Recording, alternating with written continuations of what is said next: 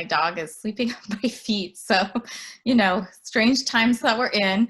But I'm just really grateful to be with all of you. I don't think there's too much you need to know about me besides Amanda's really kind introduction. I've been in politics for 12 years and 8 years in the House, going into the state Senate. And I feel really fortunate to have collaborated with and served alongside all of our panelists in some form or fashion today. And I'm going to be remiss if I try to name all of our VIPs who I see in the chat boxes, but I did see come in. Well, first of all, we're very grateful to Bor Yang and to Coach Christie for, from my perspective, being lead organizers alongside Amanda and others from the Human Rights Commission. I saw Tafine Dean come in from Congressman Welch's office. Always awesome, and she's such a champion for so many folks. I will say as well, I use she, her pronouns, and we'll ask the panelists to do their pronouns. I see other legislative colleagues, Martin Lalonde, Avram Pat. I'm not going to keep going because I am so excited by how many people are in this room, and it is at least 4 pages on my screen. And other folks in agencies and community organizations, you all matter, and we're grateful you're here. Just before folks got on, we were starting to talk about when housing policy, has been really conscious of race. And often when it's been conscious of race, it's been in a discriminatory fashion, and to bar BIPOC Americans and even Vermonters from accessing housing in certain areas, accessing home loans, being able to protect their rights to their home in a moment like our urban renewal history. And many of these issues have touched Vermont. New England has had redlining. Vermont has areas that had anti-Jewish and anti-Black housing covenants. And, we had our own experience with urban renewal in many parts of the state, most notably in Burlington. So, it's really a lot about us trying to see what is out there today, righting those wrongs and advancing civil rights so that everyone can access housing, particularly in a moment where we know other disparities are really laid bare, and that Black Americans, women on the front lines who are more likely to be those frontline workers, and elder Americans are really struggling. So I'm just grateful we have an incredible panel today. I'm going to try to do a little bit of an introduction for each of them because I'm so fond of each of them and their work. We're going to kick it off with current chairman. I was reminded by the House members who are here that they have a speaker's race and nothing is guaranteed in a change of leadership, or really at any point when you have re-elections in the legislature. But current chairman of the General Housing and Military Affairs Committee, and we actually came in together and served on that committee, Tom Stevens. I'd like to turn it over to you to just introduce yourself a little bit and what is currently on your radar that you're really passionate about and working towards.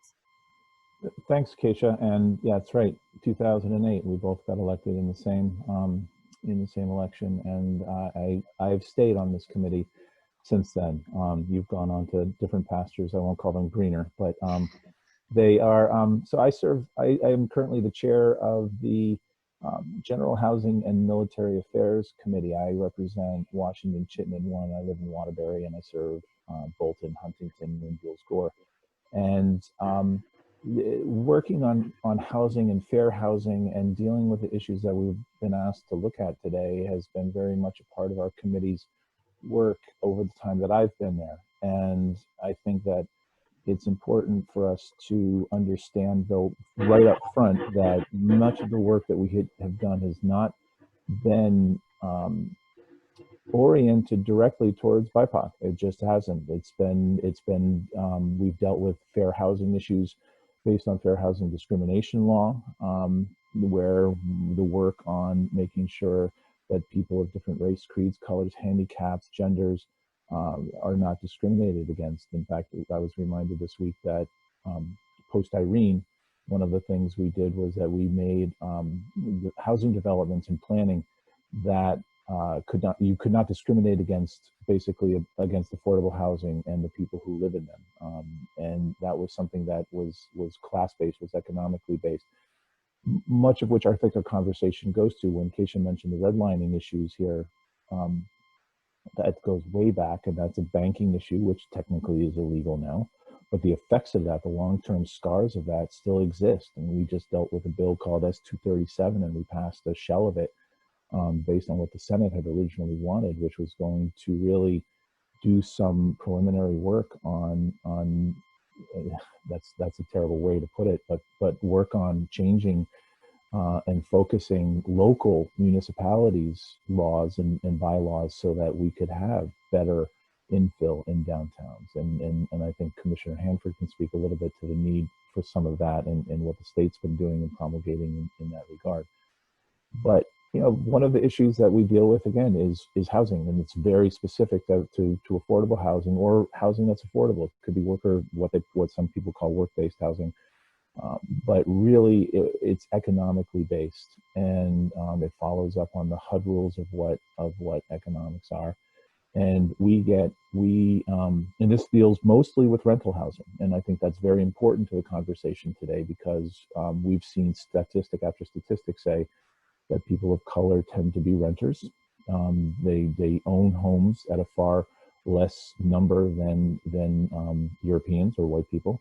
And so that's a really unspoken kind of fact that we don't really focus on as much as we could when we're developing this policy and these policies across the board. I mean, but the other thing that I want to point out and throw out onto the table for conversation is an acknowledgement of some of the bills that we don't do in order to protect people of color and people of less wealth. The tension between landlords and tenants goes back hundreds of years, and we know from our work, one of the best things that's happened recently in our committee, Keisha, is I don't know if you remember back when we started, the tension between the landlord and tenants, so between legal aid and the apartment owners association, was extremely tense. And it's not like that right now. The people who are doing the negotiations, the people who are working on it, worked incredibly hard with us this past spring to have the eviction moratorium, which was and remains huge. It's also problematic, especially to landlords who don't get along with their tenants, or vice versa, tenants whose landlords are really working hard to get them out of their apartments during a pandemic. And that was the reason that legislation went through, and that was the reason why these legal aid and the landlord association worked so hard together, because again, we didn't want to see anybody, we wanted to blanket anybody to be evicted during this. But we realized that people without means or people who have been discriminated against in the past generally tend to have a harder time keeping their place, keeping their homes. And we're still working on trying to figure out what the best way to do that is in balance with the landlords. All of that said, there are bills that get introduced every year that try to put more power in landlords' hands. And that means more evictions of people who may have mental health issues. They may be discriminated against, again, in the face of these laws that we have put forward. And our committee really tries to manage those with the help of all the advocates who come forward and say, and help us realize how racist or how classist or how just wrong this legislation is, and what the careful balance is. And so I think moving forward and working with the administration, while the administration tries to fulfill the laws that we put forward, obviously they are in touch with everybody in the community, and we really need to try to make sure that we continue this dialogue that says we're not going to discriminate against anybody. And when it comes to our BIPOC community, we need to really be careful from a European's perspective to make sure that we don't just say, oh well, all people.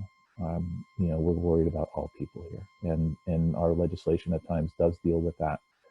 And that's what we will continue to try to focus on moving forward, is make sure that our BIPOC community has a spotlight on them in a positive way, and to make sure that they can receive the same benefits that everybody else here takes for granted.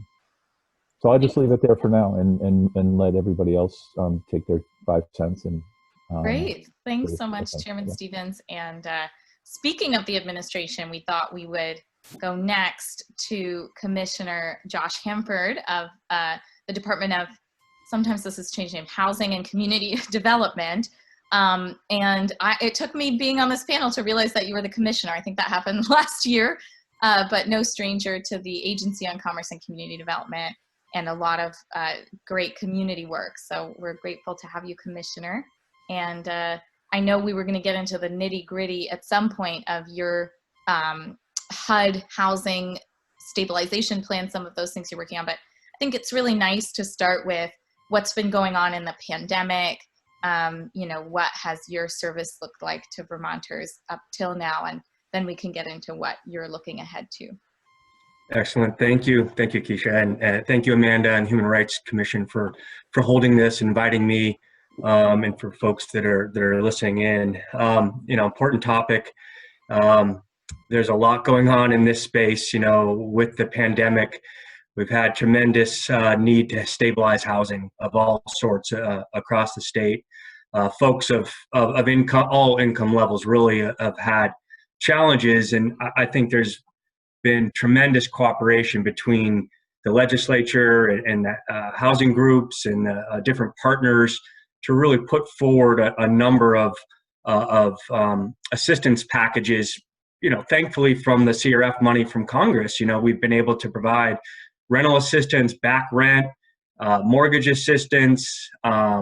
We're repairing, offline apartments to rehouse the homeless in various ways. And there's been a level of cooperation and collaboration like I've never seen working in this space, and a real urgency to help folks. And that's been really, critical and just wonderful to see. And I think folks are committed to continue to work tirelessly on this and not let any balls drop.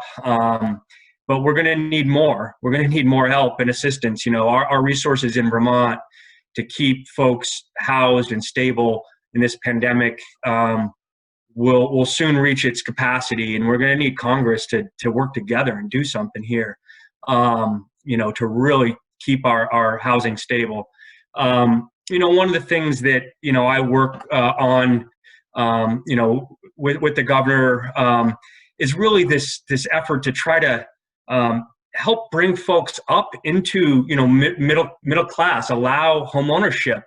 There isn't enough attention on that, and we know from our research and from our housing needs assessment and our analysis of impediments to fair housing that minority households have greater barriers to homeownership, new Americans, and we have a duty to try to correct that. And I think you'll see some proposals in this space coming up, and it's something that fair housing in general. I'm lucky. I haven't obviously experienced some of the challenges of people of color or folks that maybe have been discriminated by who and how they love, but I do have some experiences in my past of how important housing opportunities are and availability that have really resonated with me. My mom had me when she was 16, and we found an apartment that was a converted garage. Fortunately, it was in a neighborhood that they allowed ADUs or conversions of apartments. And fortunately, it was someone that, wanted to take that opportunity and provide housing for someone and have a chance. Later in life was, lived in a mobile home that was, luckily it wasn't zoned out, you required 4 or 5 acres to live on. It was allowed in the community I lived. And then when I first moved to Vermont, it took me over a year to find an apartment. And, I was commuting and the challenges were real.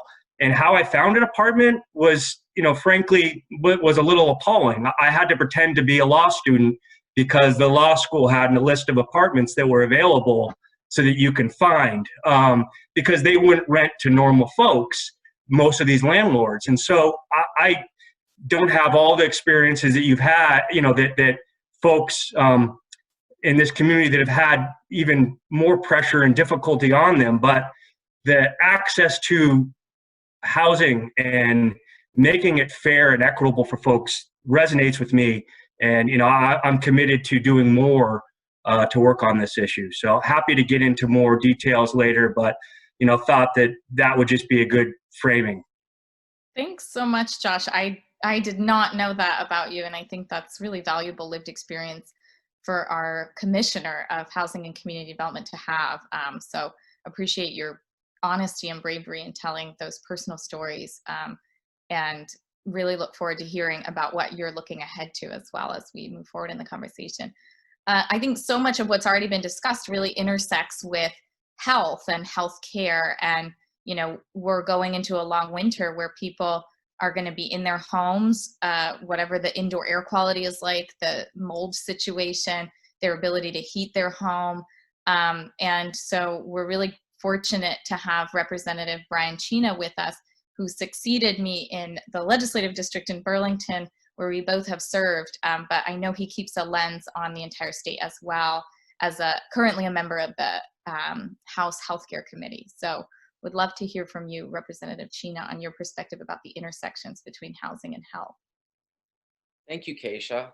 So I'm Representative Brian Cina from Burlington, Vermont. I represent part of the Old North End and most of the East District. I live in the Old North End part of that district.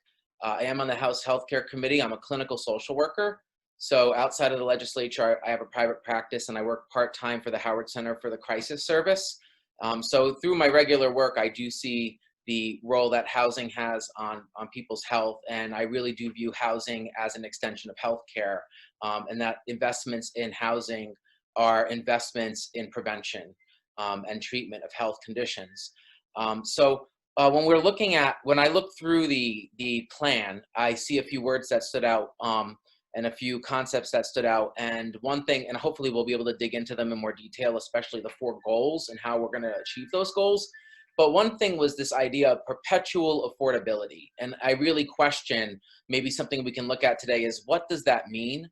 What is affordability? Because there's many definitions for affordability that are thrown around. And ultimately, financial stress is a huge influence on people's health. And so if we can get people in situations where their housing is affordable perpetually, then we are actually promoting health. Another area that I'd like to look at is equality versus equity.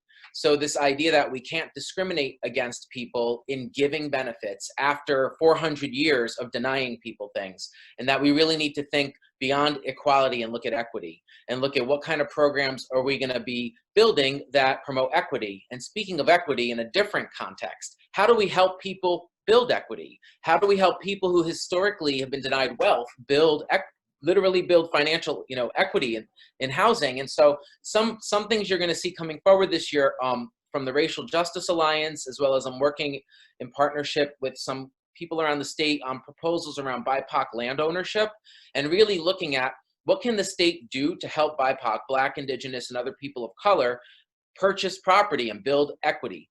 Some of those ideas would include expansion of our land trusts. Something I learned through this process is that the history of our land trusts, going back to post-slavery and about collective ownership of land for Black people in the South.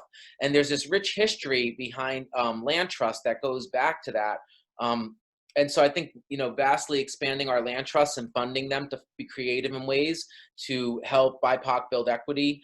Also private ownership and looking at ways to, for example, programs for owner-occupied housing and helping BIPOC get a foot in the door to owning a home and owning land, and then in turn building wealth after hundreds of years of being denied that option.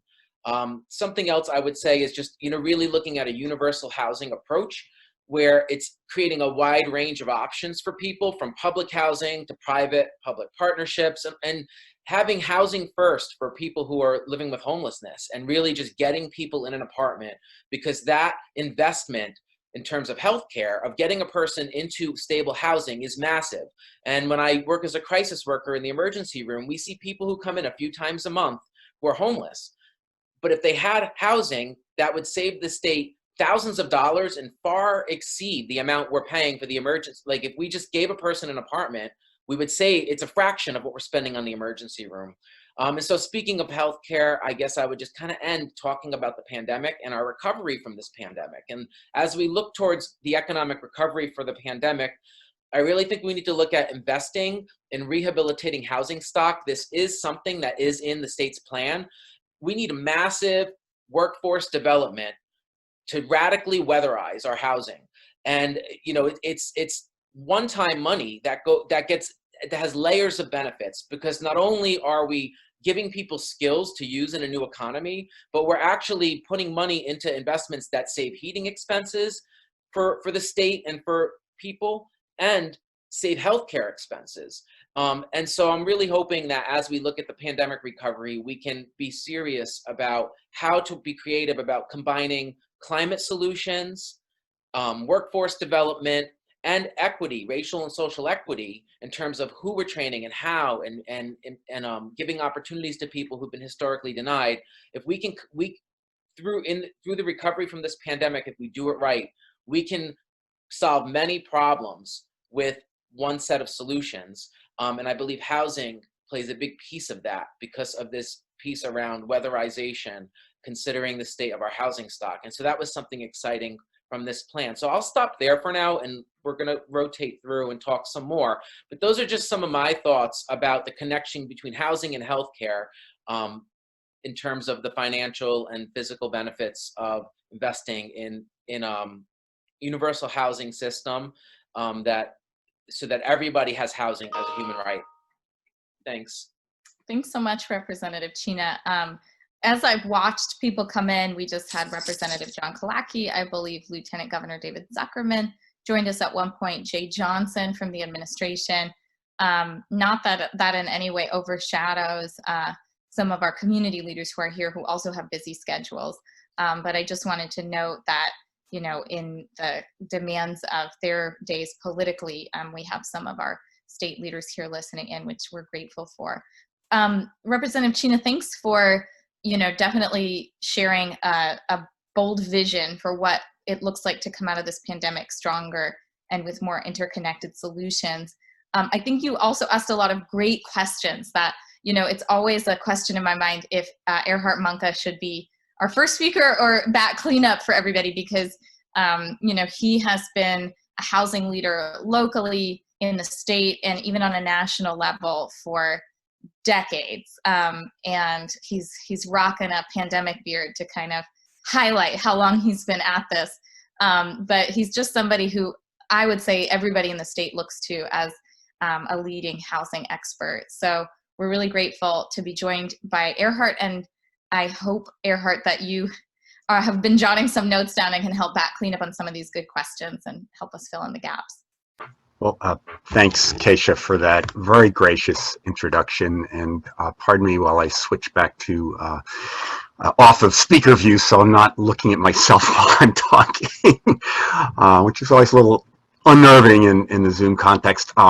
Thanks for that intro. Just a little bit more about myself and who I represent. I've been working for over 20 years for the Vermont Affordable Housing Coalition, have been involved in housing and community development, both at the municipal level and statewide, and through nonprofits for over 30 years. And since Josh shared a personal note, I'll share a personal note as well. I'm a proud dad of an adult young black man who's a successful social worker down in Baltimore. And I, through raising our son Zev, have seen through someone that I've loved deeply, as you know, my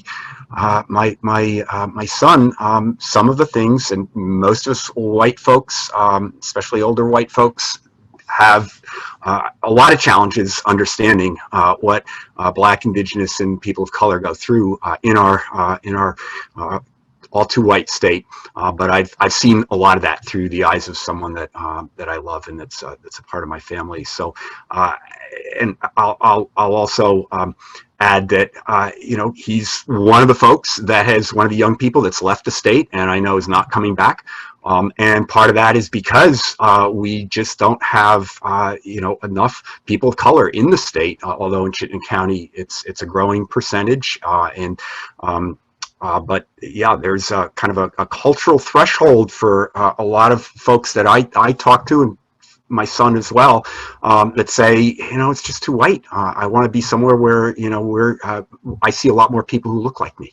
And it's sad for me, but you know, I wish it were different in Vermont. And I think the affordable housing community has really helped with that, because as I think we all know, people of color are disproportionately represented in Vermont among very low and low income people, also new Americans, also among homeless Vermonters. And so when we build affordable housing and provide resources for renovation of affordable housing, we're assisting and I think making the state more welcoming and more affordable to people of color.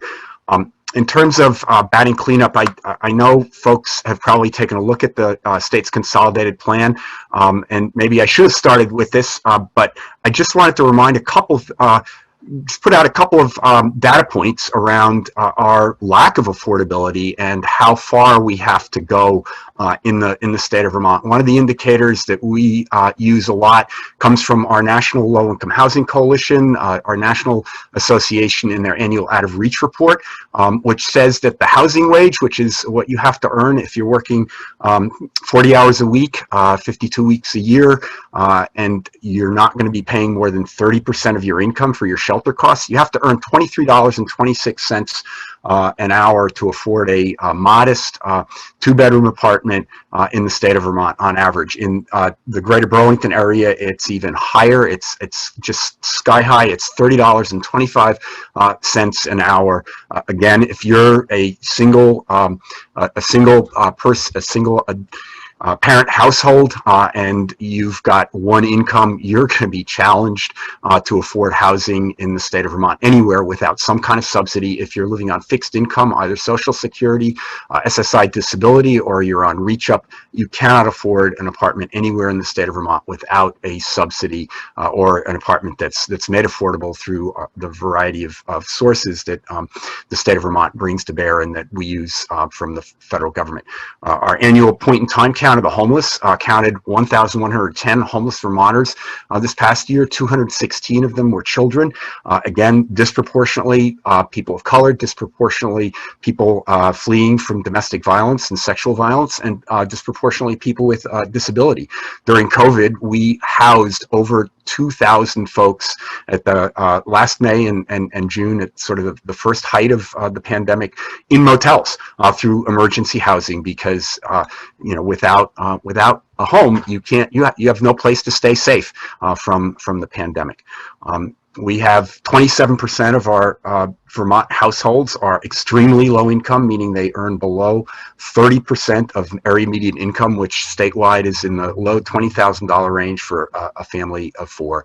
And we have a shortage of 11,688 available and affordable rentals for those extremely low income folks. So we've done a lot over the last 30 years that I've been involved. Vermont is one of the states that I think is a leader nationally in terms of what we have done, but we've clearly got a huge gap and a long way to go, and there's much more needed. And I think COVID has really shown us all the systemic deficiencies that we have in our current system, and I think point us in the direction of where we need to go to make housing more affordable and more available in the state of Vermont. Brian, Representative Cina mentioned permanent affordability, which is one of the bedrocks of our state housing policy, and grows out of, in part, the land trust model and shared equity home ownership. And it comes from the very challenging and difficult experience 30 years ago of losing existing federally funded affordable housing that was flipped and made unaffordable. And so another major emphasis in the state of Vermont has been to preserve what affordable housing we have when it comes up for mortgage prepayment or for a private sector owner to opt out. We also have a very strong nonprofit delivery network because we have tried, to the extent possible, to decommodify housing for the lowest income folks, and that is we've done that by emphasizing permanent affordability, emphasizing that when we put federal and state dollars into public taxpayer dollars into affordable housing, that we want to make sure that that housing stays affordable long range, that it benefits the lowest income folks. And along those lines, we've also, through executive order by prior Governor Shumlin, basically said that 15% of the housing that is made affordable through federal state funds should go, at least 15% should go to Vermonters who are homeless or come from, have lived experience of homelessness. We've, like I said, done a lot. We have quite a few state programs that promote both affordable rental housing and home ownership. I don't think the Vermont Housing and Conservation Board has mentioned yet, but it is the primary means for making housing affordable at both the rental and ownership side, and as well as for mobile homes, mobile home parks, and has also assisted congregate shelters and opportunities for folks fleeing domestic violence. It's a very broad, flexible source of funding funded by the property transfer tax in Vermont. We have a state affordable housing tax credit, which promotes rental housing. It provides down payment assistance, purchase of mobile homes, and home ownership development and rehab. And we have quite a few funding programs within the Agency of Human Services that either provide rental assistance for specialized, for folks who are coming from homelessness, who are on reach up or have a disability, as well as a number of service supports for folks with service support needs to help them maintain housing once they get into it. So there's a lot that needs to be done.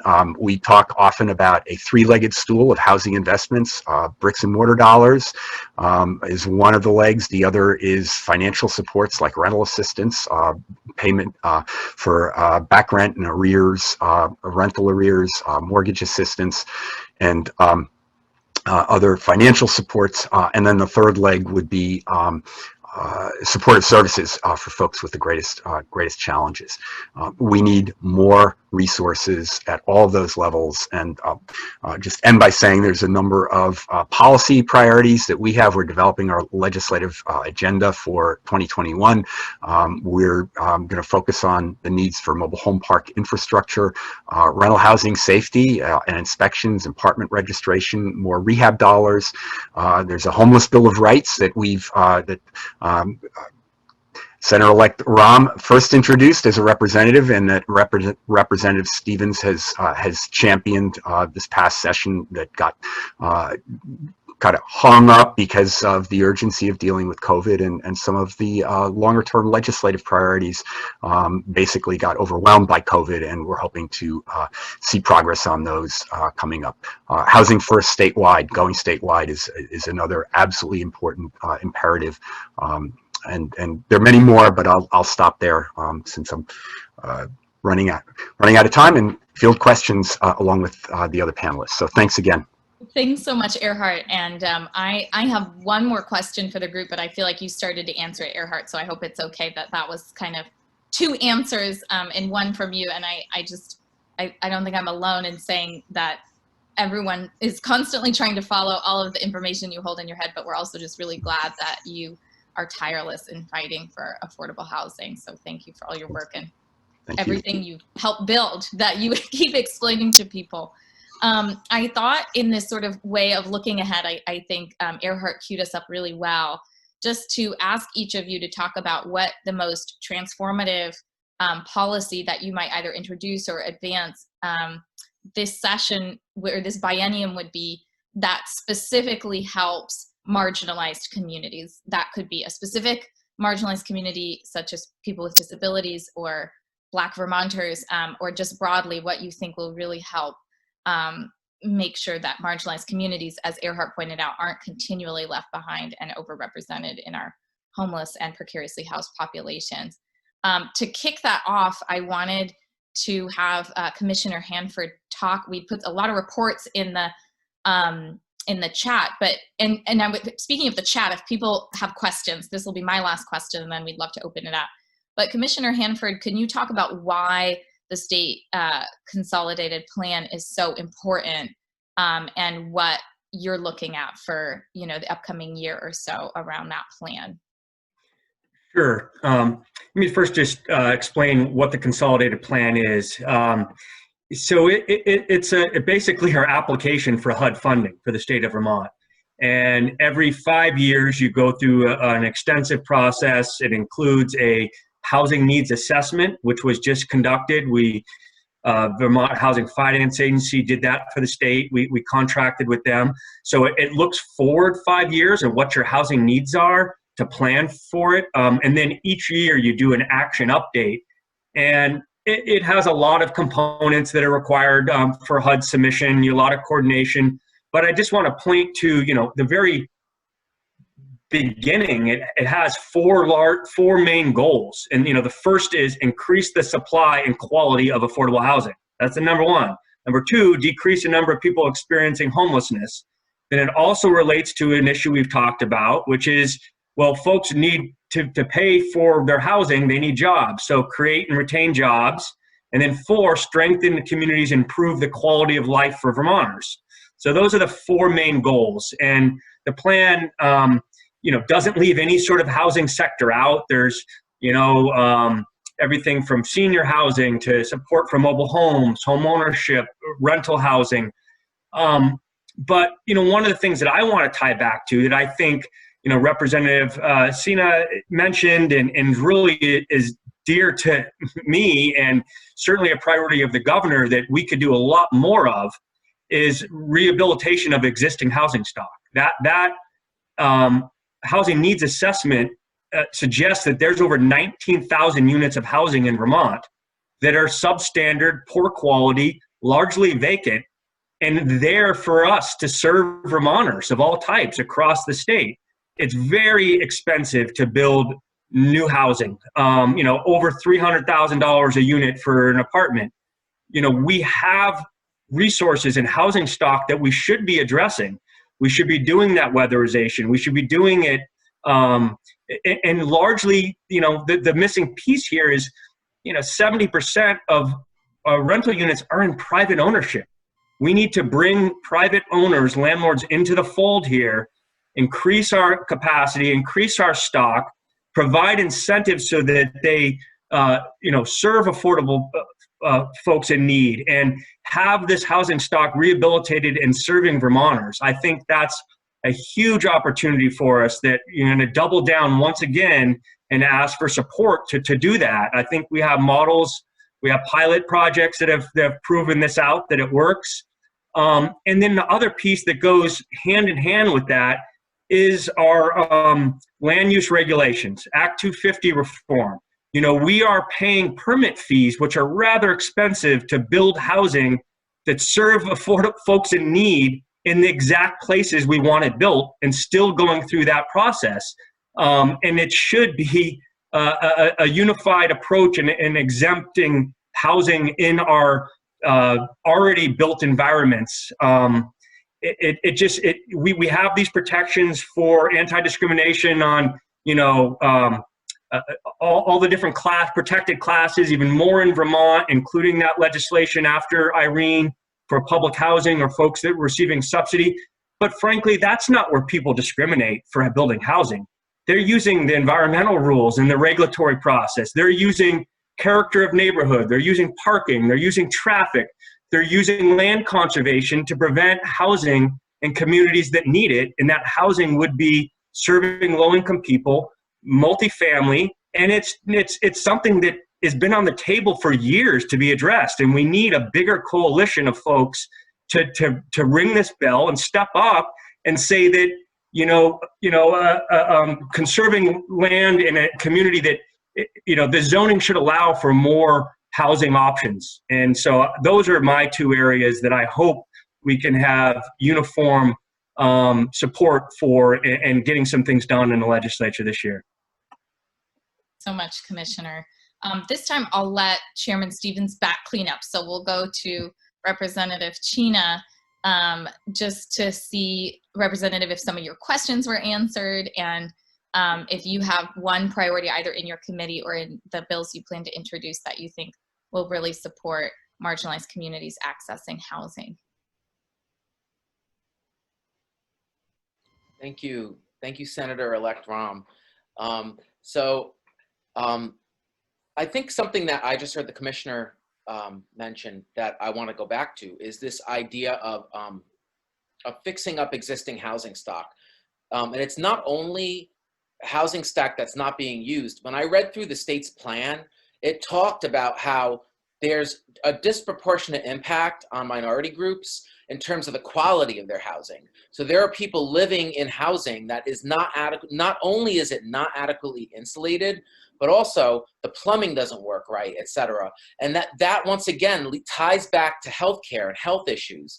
Like, there's no reason why every person living in Vermont should not have high quality housing and housing that supports their health care. So I'm hoping that we can find some common ground in the next section between the legislature and the administration around this piece, because if we could invest money into training people and building the workforce to go out and fix up housing stock, and it's an investment in healthcare, it's an investment in our economy and in the financial stress that our people are on, and in the long term, it really is, you know, it's gonna, that investment's gonna have a huge return.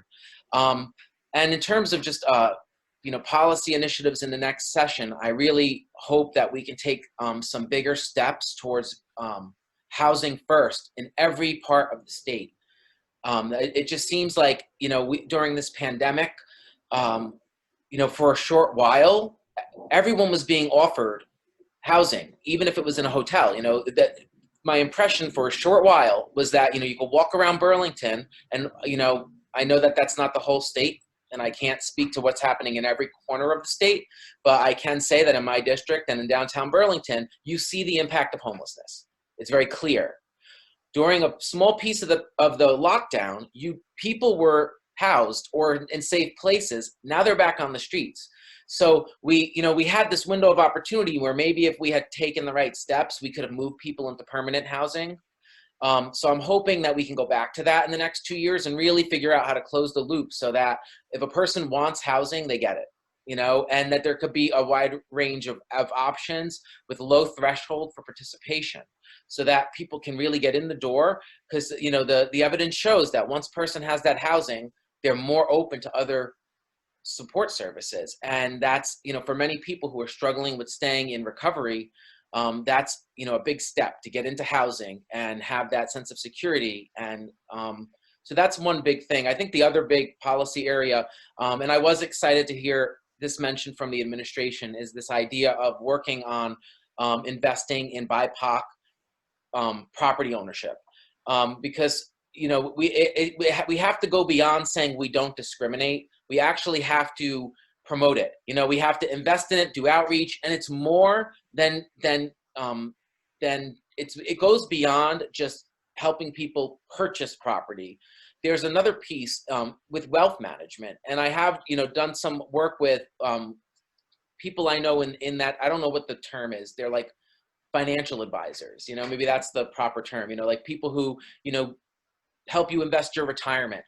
You know, we spoke with especially one particular financial advisor who's a Black man, and really talked about how there are some resources out there for BIPOC to get, you know, advice around wealth management, but the state really should invest in outreach and education in that area and really help BIPOC see and learn all the tricks they can use that other people already know because they learned it from their family or they have a financial advisor, et cetera, of how to use the tax system and how to use their investments to build wealth and to prepare, you know, to better position themselves. And it's not just about, it goes beyond land ownership. It goes towards the security that comes with owning property and knowing how to manage money in this capitalist system that we exist in. You know, so I'm hoping we can do more work in that area and really empower BIPOC to start making some serious steps forward in addressing the wealth disparity. So I think those are two main areas. I'd like to hear what Chair Stevens has to say, so I'll stop here.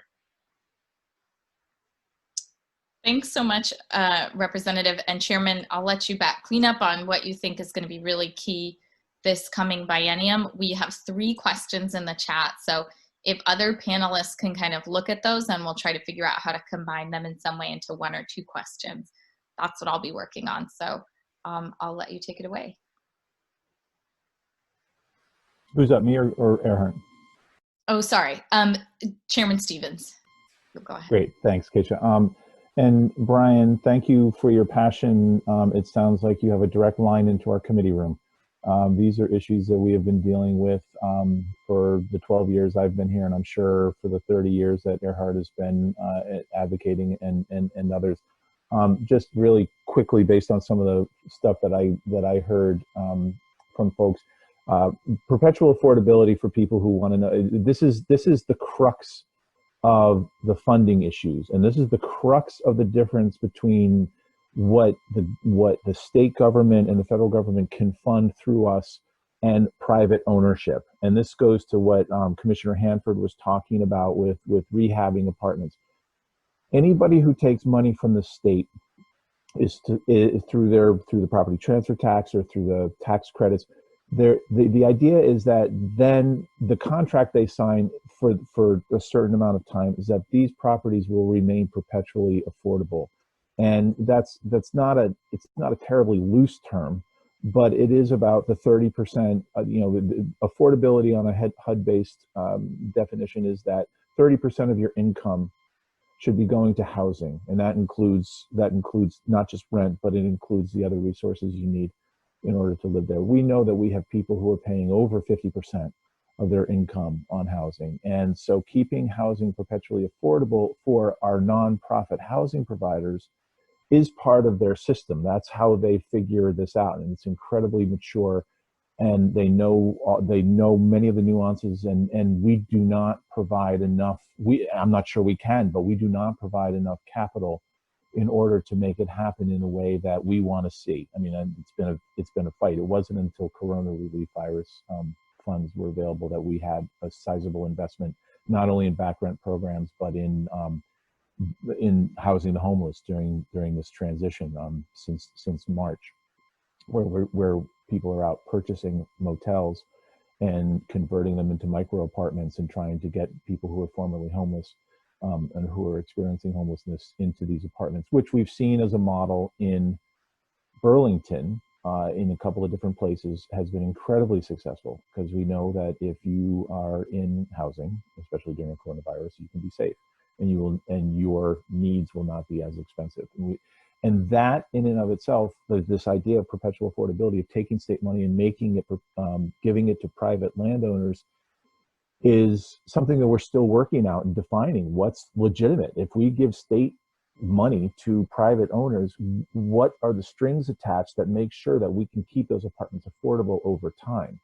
And I think we made some steps forward this past biennium, and certainly in using the CRF money, we made some steps, and I'll be anxious to hear from Commissioner Hanford in the near future about the success of the program of the rehabilitation of apartments, which limits the amount of time that can stay affordable, but it is a step in the right direction. Housing First, as mentioned, is not statewide. They have come and asked for funds, and they've been able to secure funds to be in six counties. And the issue there, where housing is not always going to be available, is because the deals they're making are with private landlords. And there's many private landlords who work with Pathways successfully.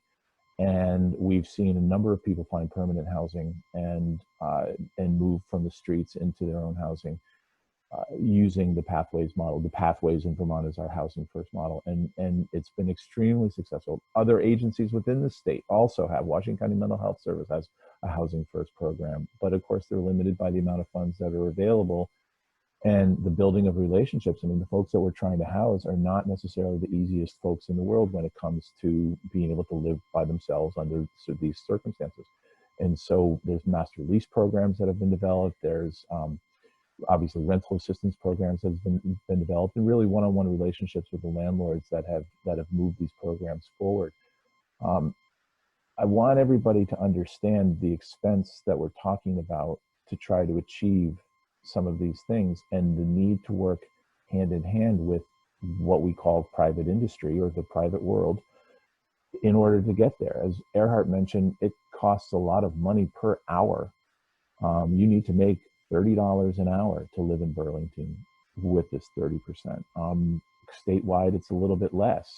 Our basic needs budget is far less than that. It doesn't really hit the mark on what's, and we fought like hell to get a $15 minimum wage and didn't get there. So you're talking about $30 an hour is not a minimum wage. It's a much higher wage than that. So think of the people who make that money. 145,000 Vermonters, income taxpayers, working Vermonters, make less than $27,000 a year, which is, if you made $15 an hour, that's 35 hours of work. So many of us are very, very much on the edge economically to afford this housing. And so working with the private folks and finding a way to make sure that there's enforcement over housing safety has been an issue that's been in Erhard's quiver for 30 years. We moved the ball forward a little bit this year. We almost got there, but we didn't. And so all of these things are vibrant. All of these things are necessary.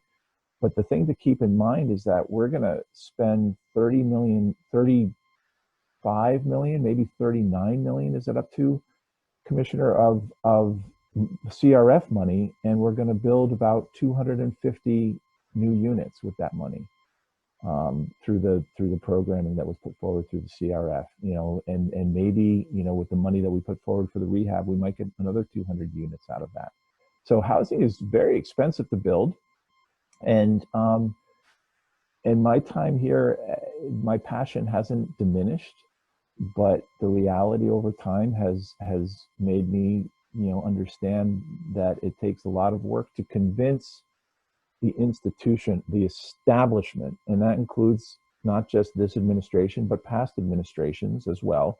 We had these battles with the Shumlin administration as well, is to say the money we put forward for services tends to be for crisis in the instant.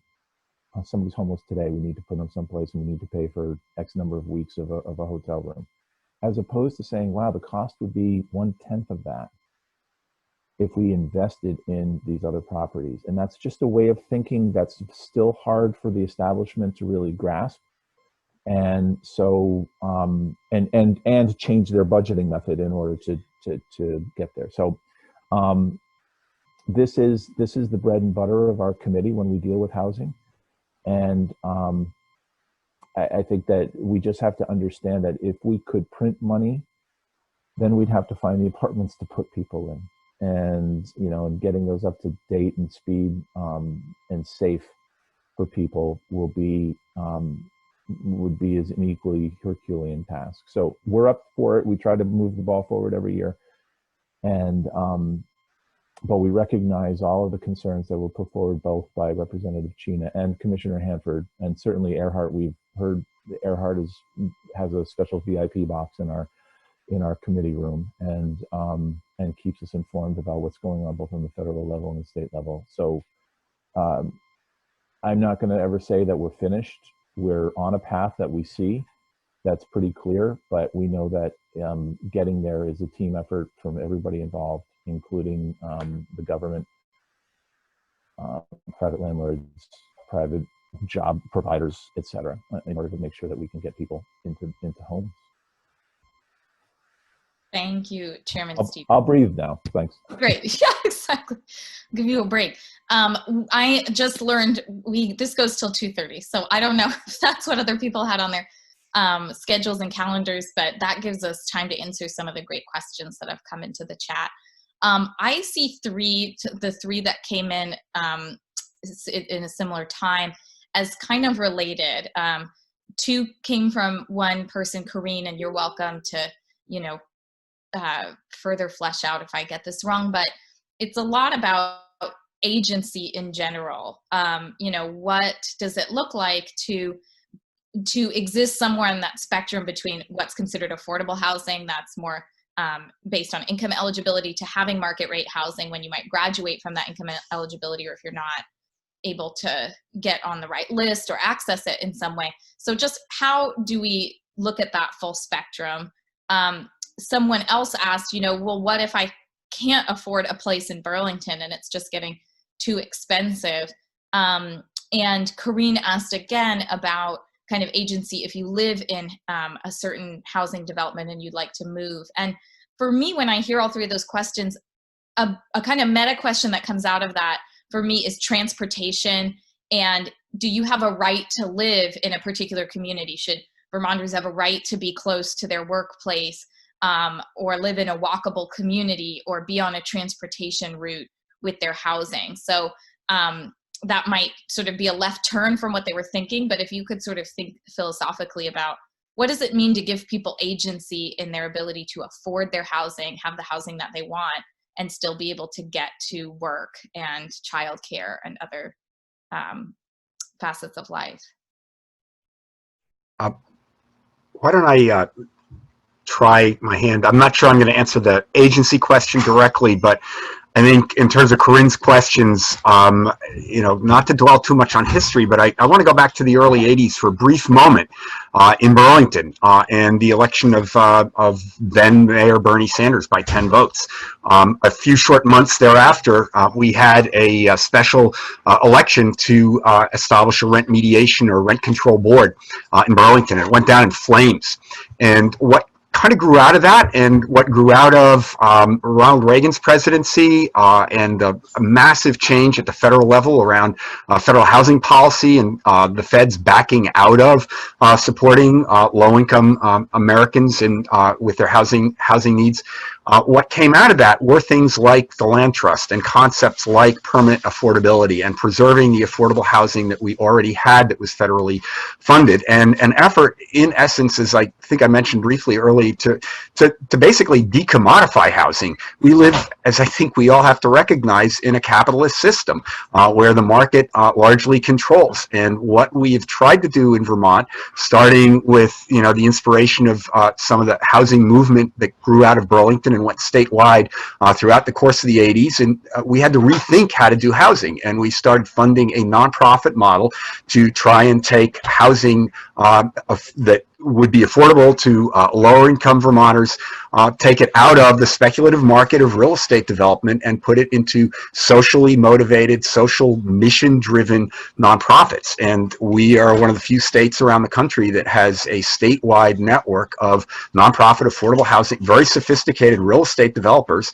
that know how to use all the federal and state resources that are available to them to check many different boxes, whether it's community development, whether it's smart growth, whether it's energy efficiency, whether it's supportive services for folks with lived experience of homelessness or mental health disabilities or other disabilities. Our nonprofit network checks those boxes, and that's really the system that we've grown over the last 30 years, and that has been supported with state dollars through priorities in the state consolidated plan, which governs the use of federal community development block grant dollars, home dollars, which are like a block grant for housing, as well as emergency solutions grants, and so forth. And so through that priority setting document, we have tried to steer the lion's share of state taxpayer dollars and state tax credits to a more socially mission-driven sector. Of course, for-profit developers are able to apply for some of that and participate to the extent that they're able and can use those funds in a way that makes housing affordable, but it's not necessarily going to be affordable. Like it's not going to have the same mission-driven social mission that our nonprofits do. So, you know, I hope this partially answers Corinne's question.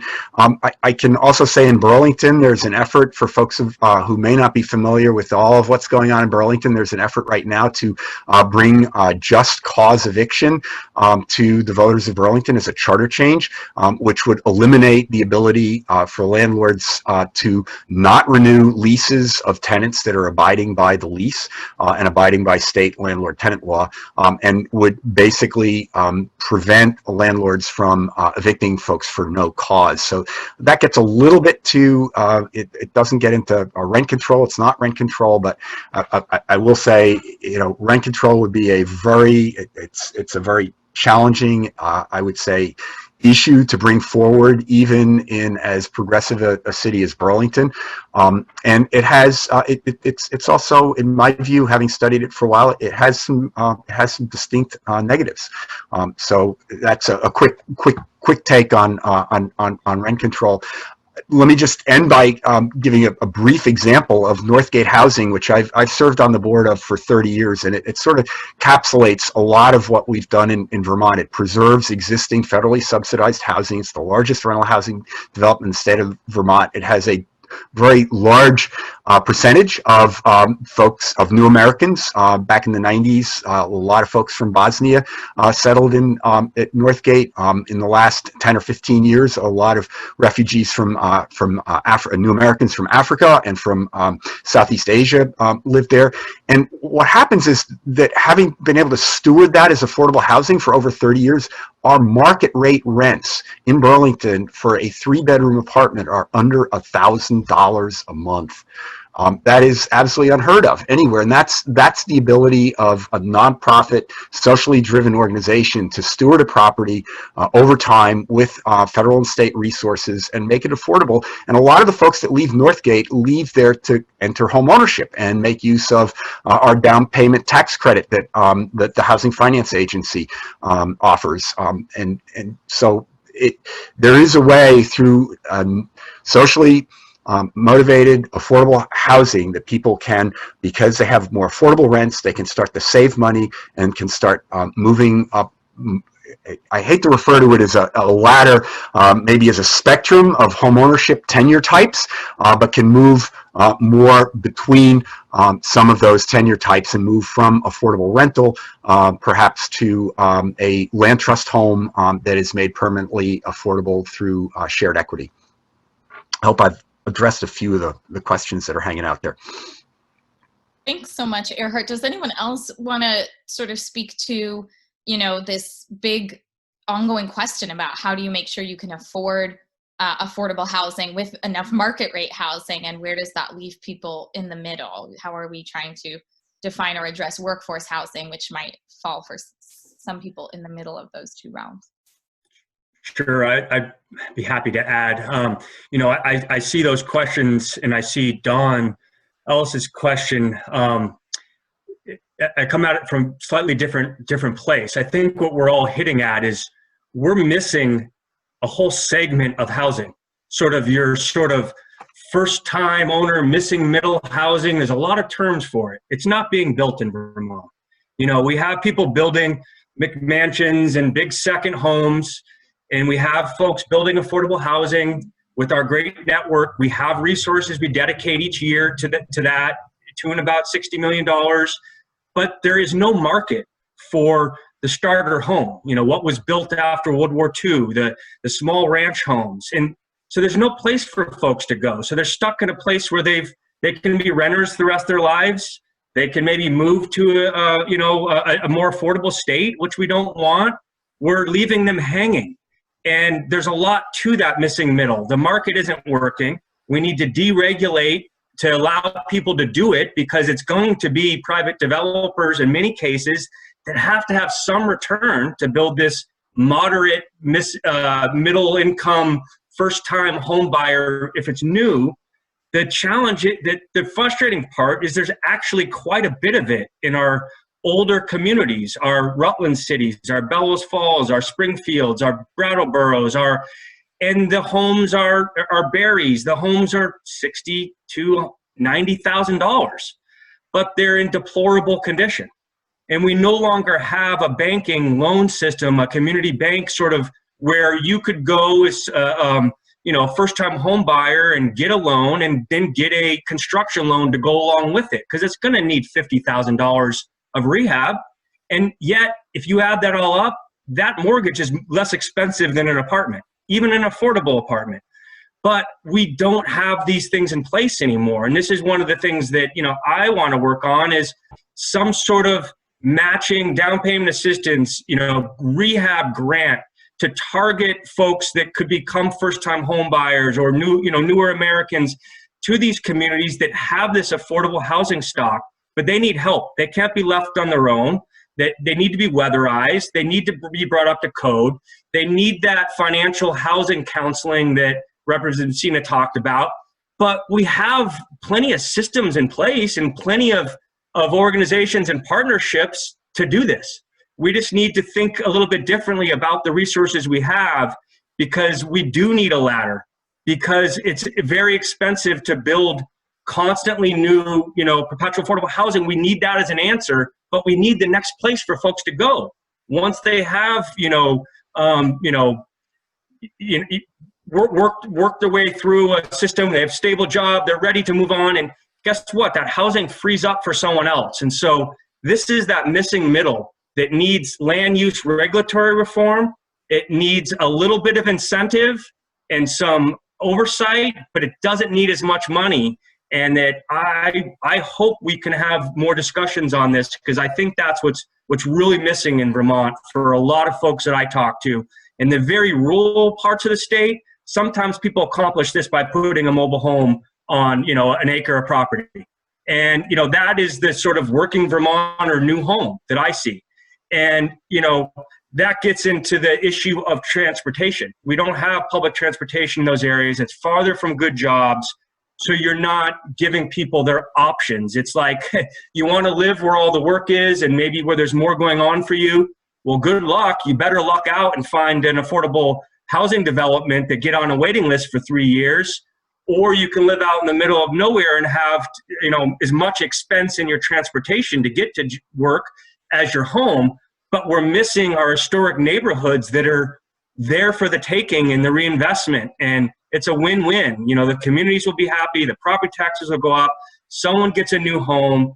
We do weatherization. It's climate change. It's smart growth. It's all those things in one. And we have not done enough in my 15 years working in this field on this area.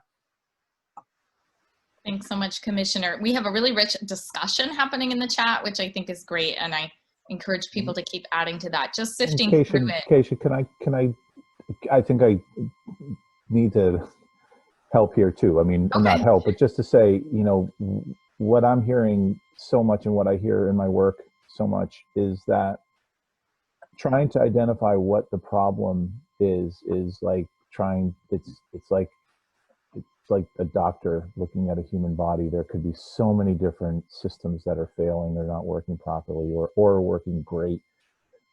And we're not going to have one set answer. I mean, for the time that I've been here, and it's easy to say, well, what about if we just did this?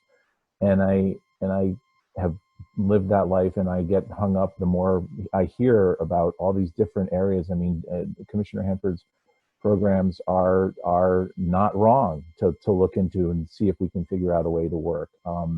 What Representative Cina was asking for is not wrong. We just need to figure out a way to make it work.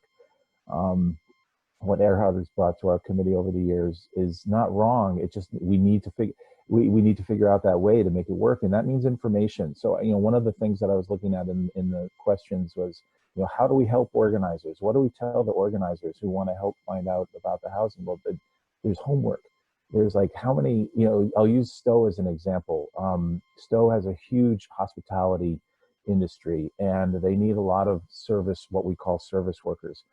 But they also have a large Airbnb population where you have folks who, when we hear representatives from the Airbnbs, they say, well, these are all mom and pops, people trying to make ends meet, just like we hear from long-term mom and pop landlords. And there's hundreds of Airbnbs in Stowe, and so were those apartments that service workers could live in? Perhaps not. But what they do is they take them off the market, and then people who can live in Stowe do at a higher rate, and the people who work in Stowe tend to have to move out to Morrisville or Hyde Park, or and it comes into this transportation issue. It's a ripple effect of affordability. Burlington is a slightly different animal, but I'm sure there are people who live in Franklin County because they can't afford to live in Chittenden County, but they work in Chittenden County. So I think some of these questions that are here are very thoughtful, and I don't know that we can agree that there is one answer outside of we just need more of what we're getting at. The other thing to remember for people was in moving forward is to remember that in most communities, the vacancy rate is below 1.5% statewide. Barry has a 9% but as a vacancy rate, but as Commissioner Hanford said, that might be for homes that are in poor shape, or people who choose not to rent or choose not to sell those homes. the idea of finding these apartments now is incredibly difficult. And so the way that you lower or slow the increase in costs is you try to get more apartments into the market. And when there's not enough, and what I believe a healthy number is a 4% vacancy rate, at which point there's a good balance of being able to afford where you're living. But there's a question here or a statement here from Sherwood Smith, who just said regarding small homes, it seems builders are not that interested. And I think that this is what Commissioner Hanford was speaking to, that some of the zoning issues that we have, especially where we want small housing, which is closer to transportation hubs, which is closer to people's work, is that there are some regulations that we've been addressing this year, didn't get across the line, that may help builders not have to say, well, wait a minute, to build a 2-bedroom apartment, it's going to cost $350,000, or 2-bedroom home, it's going to cost $350,000, or to build even an affordable housing complex, it's going to cost $250,000 and up per unit. That's not affordable on the face of it, in the way that we would expect a young couple that we want to buy homes and start the equity process, which has been another recurring theme in some of these questions. Last point, for those folks who have college loans, which I know isn't everybody, they may have payments of $500 to $1,000 a month just in college loans. And that's almost a mortgage in many places. And so we're not going to see millennials buying homes in the same way that my generation of people were able to buy homes because of the college loans that people have. And I think that that's another piece of the puzzle, not related to housing in particular, except for, can I even afford to buy in this kind of situation? So just a few thoughts. This is great. Great. I think we could talk about this kind of set of topics, interrelated topics, all day. I want to give Representative Cina a chance to answer this question as well. And then I think Bor asked our director of our Human Rights Commission asked some great questions about, what did success look like? How are we evaluating how we got money out the door already in the stimulus from the pandemic? And how did it get to BIPOC households, particularly other marginalized households? And then what does anyone have any crystal ball into, now that we know we are supposed to have a new administration soon, is the governor's administration in touch with them, getting an ask ready? Are most states looking ahead to those resources? So I'll turn to Representative Cina and give you all time to think about kind of pandemic recovery and how it relates to BIPOC and other marginalized households. Okay, sure. When I reflect on this issue of affordability, it really makes me think beyond housing. I know that vacancy rates are part of the issue because we live in a capitalist economy where there's supply and demand. And so when you have a high demand and a limited supply, then the people who control capital have the choice to raise the price. They don't have to do it, but they may choose to do that.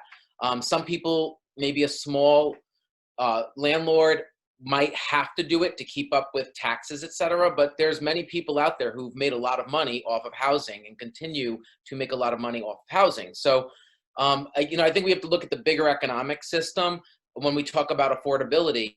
And I really, I question, why is it that so many people that I represent here in Burlington, that they can work downtown in Burlington for businesses, but they can't afford to live downtown anymore? Because it's sort of like there's this issue of equity where you're expected to work somewhere for a certain class of people, but then you can't live in the same area. You can't live in the area where you work. So I think we need to look at the economy, the bigger picture, and really look at moving from an extractive economy that exploits labor and extracts resources from the earth, and try to build a regenerative economy where we're investing in human development and protecting the environment. And that's like a bigger discussion that goes beyond housing, because when we talk about affordability, it's more than housing. It's people being able to pay for their food. It's healthcare. Like, why is health insurance at the cheapest plan at the state level $500 a month next year? The Affordable Care Act has not made healthcare more affordable for most of us. And I'm one of those people who have to pay for that, you know, or take the risk of getting sick and losing everything because of an illness, you know. So it goes, you know, affordability goes beyond housing. And I really think we need to talk, and maybe we can have another Zoom meeting sometime to talk about this issue of the greater economy and how do we make it more affordable for people to live in Vermont. And then this, something else I just wanted to touch on, the commissioner mentioned lending for houses and how people might have trouble getting loans, and how can we support that? And so this might be pushing the envelope a little, but what about exploring public banking? You know, we don't have a state, you know, we've talked, I'm not saying a full-on North Dakota style state bank, but Germany, we had German consultants come to visit the legislature a few years ago and talked about how in Germany they have a public banking system that exists alongside the private banking system, and that there's partnership. And so maybe we need to look at, you know, increasing the authority of an agency, maybe somebody like VITA, the Vermont Economic Development Authority, for example, or maybe it's a partnership between the different housing organizations to figure out, is there a way we can creatively help people finance investments in improving housing stock and in purchasing housing? Because then if we did it right, then the state could be the one who benefits from the low interest rate. We can have low interest rates, but that money goes back into the state. So we're sort of investing money into the economy, and then the state's taking a little cut. You're cutting out the middle person of the big banks. So just a thought, you know, something we may think about. And I know this goes a little beyond housing, but when we talk about affordability, I think we have to look at the big picture. So thank you. Thanks, Representative Cina. So again, I mean, maybe we can start with the commissioner. He might have the most updated information, but you know, until some of us get there and join those who've already been fighting to change our revenue policies and the ways that we fund important needs in the state, what can we expect from the federal government, and how are we evaluating the $1+ billion that we did receive from the federal government for pandemic recovery? So sure, I can tell you what I know. On the $1.25 billion that Vermont received from CRF funding, about $86 million went to housing. About 33 or 34 million went to Vermont Housing Conservation Board to quickly sort of stand up housing for folks that are homeless, that are temporarily housed in motels and hotels, you know, purchasing a property, you know, turning them into efficiency apartments, expanding some of the emergency shelter capacity to make them more CDC compliant and give people more, you know, private rooms.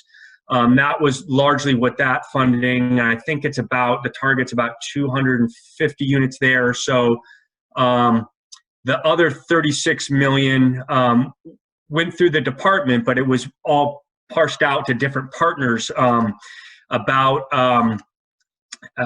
this point, about $7.5 million has gone to what's called the Rehousing Recovery Program, which is we partnered with the land trust, the home ownership centers, to work with private landlords that had vacant apartments that were offline, and quickly rehab them. They have a 5-year affordability commitment at a minimum. They have to have, you know, rents that serve folks, and they have to prioritize folks coming out of homelessness. And that $7 million is on track to create 229 new apartments to the system. The first round of applications, the groups were overwhelmed. They had double the number of applications than they expected, people still on the waiting list that they couldn't serve because of the timing. The timing to get this all done by December 30th is just extraordinary. There's labor shortages, there's material shortages, and this is leased up, someone in there. And this, but the program is turning out dozens of new apartments each week that folks are leasing up. Another $25 million went to the rental stabilization program, which is to pay back rent. And we were able to be we were able to push the boundaries farther than any other state. There's no U.S. citizenship requirement with our program. There's no, anyone in public housing, affordable housing, private housing is eligible. it could go back even prior to the pandemic. It's clearing up, court cases that have been going on for a year or more of eviction proceedings, because the net result would be the same. They'd be forced into homelessness during the pandemic. And so we were able to push and get the ability to go back in time and clear those eviction proceedings. And then there's the mortgage assistance program that Vermont Housing Finance Agency is running, that also we were able to include property taxes. Property taxes are a huge part of people's mortgage payment. And, people were falling behind on that as well. And so it was both property taxes and mortgage. And that program is serving the folks. But we're all coming to an end, and I'm really worried about a hangover come January of all this money we pumped through the system and what's going to happen. Of course, we're hoping, the Biden administration is going to really get through another stimulus, but Congress and the governor is talking with the congressional delegation, every other day about this. And I know I'm having those conversations, and no one's given up that something can't happen before that expiration. We're all still hopeful, but we're all getting really nervous. And what a new package is going to look like, and would we just continue the things we started? I think we need to reinvent some of these programs so that they're more sustainable and can last longer, and not, frankly, people are wearing thin. The capacity is at a maximum right now, and we need to sort of standardize some of these relief programs and make them a little bit more sustainable. It could last longer. But I think that by all accounts, the housing world at least benefited tremendously from these funds. I left out AHS's funding that they got to continue the voucher program to help people stay in hotels and motels, through this whole winter, where we're going to be going on almost a year by the time. And so people really stretched, got creative, sought flexibility, and really, we also put videos in 9 different languages, so that folks that were looking at mortgage assistance or rental assistance or any of these programs could watch a quick 2-minute YouTube video in 9 different languages and then seek out that information. So it was fast. It wasn't perfect, but I think everyone did a tremendous job trying to really serve folks. And so.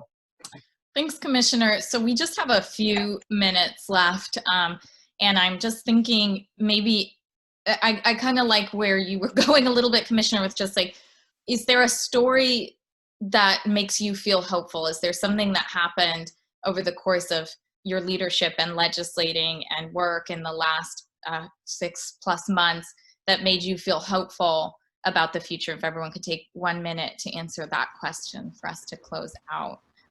Really appreciate you talking about language access, Commissioner, because that's been a little bit of a point of despair for some folks, and it's good that from this we've learned how to stand that up more. Maybe I'll start with Erhard. What is something that's made you hopeful over the course of the pandemic? I think without a doubt the amazing multi-sector response to COVID. It's been just an incredible all hands on deck experience with Josh and his team, the multi-tiered team at AHS, working with, VHCB, the Vermont Housing Finance Agency, the State Housing Authority, Legal Aid, the Landlords Association, and our network of nonprofit housing providers and shelter, homeless shelter providers. It's been an amazing experience. People came together in a true Vermont tradition. Lawmakers, Representative Stevens and his committee, Senator Sirotkin, his chair of the Counterpart Senate Committee, everybody just worked together and figured out how best to use this large portion of the COVID relief money that went to housing. And we, as a result, just one brief piece, I think we're still the only state that has not experienced someone who is living with homelessness succumbing to the coronavirus. And to our knowledge, only one person that may have changed over the last couple of weeks in the surge, the recent surge, but up until a few weeks ago, we only knew of one person with lived experience with homelessness that had tested positive. This is unheard of nationwide, and so that gives me a lot of hope that working together we can continue to make a difference. But I just noticed Lieutenant Governor Zuckerman's post in the chat. One of the things I neglected to mention is we need lawmakers to look at our revenues, our tax revenues, because we can't wait for the federal bailout to come.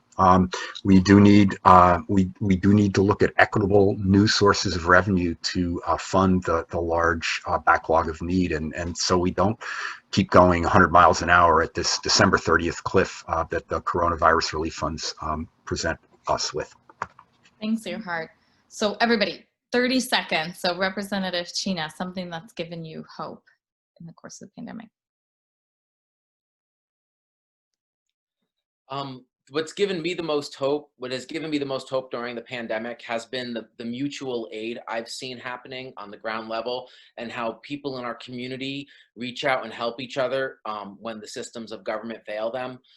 So I do think there's that humans have the potential to do so much when we come together and we're able to work together through obstacles. So I'm hoping that same spirit of mutual aid and cooperation can build up into the government, and that in the next 2 years we can have some real collaboration between the executive and legislative branch on solutions for some of our greatest problems, because in moving forward from this pandemic, we don't have to go back to what we were doing. We can fix things, we can invest in new ways of life on this planet that work better for all people and for the environment. So that's what gives me hope. Thank you. Thanks, Representative. We'll just go back and reverse the order. So Commissioner Hanford. Sure, I'll be real quick. This is just one of probably a dozen examples that gives me hope. So one of the programs that mortgage assistants looked like they were going to have $300,000 left over after they fully served everyone. And working with the Department of Environmental Conservation, there's a program that red tags fuel tanks that are deemed unsafe to fill, and they largely affect low-income homeowners living in mobile home parks and others. So facing a winter with no heat because you can't fill your tank because it's unsafe, we, in a matter of a week, were able to shift money, develop a whole program, and serve the folks on that waiting list that would have had to wait a whole nother year to receive state funds, make it CRF eligible, and the grants are already going out. It gives me hope that we are all in this business because we want to help people. That's why government's here. And if we can keep this sort of flexibility and cooperation going forward, we can all do a better job. Thanks, Commissioner. All right, Chairman Stevens, and before, I don't want to forget, Bor Yang put the email sign up to join the Human Rights Commission listserv and stay in touch. Great organization doing work like putting on this conference. So please do sign up with them. And Chairman Stevens and my dog, take us out. Thanks, Keisha. I think what gave me the most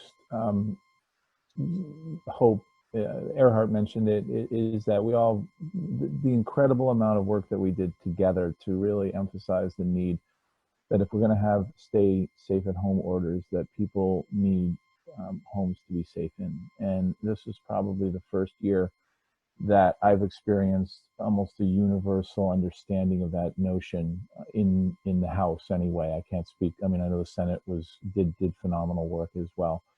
But after years of banging my head against the wall to try to help people understand how important it is to fund housing, that housing is a vaccine, that it is affordable housing is not the only answer out there as we've built it, that we need to be universal and holistic about what we're trying to do.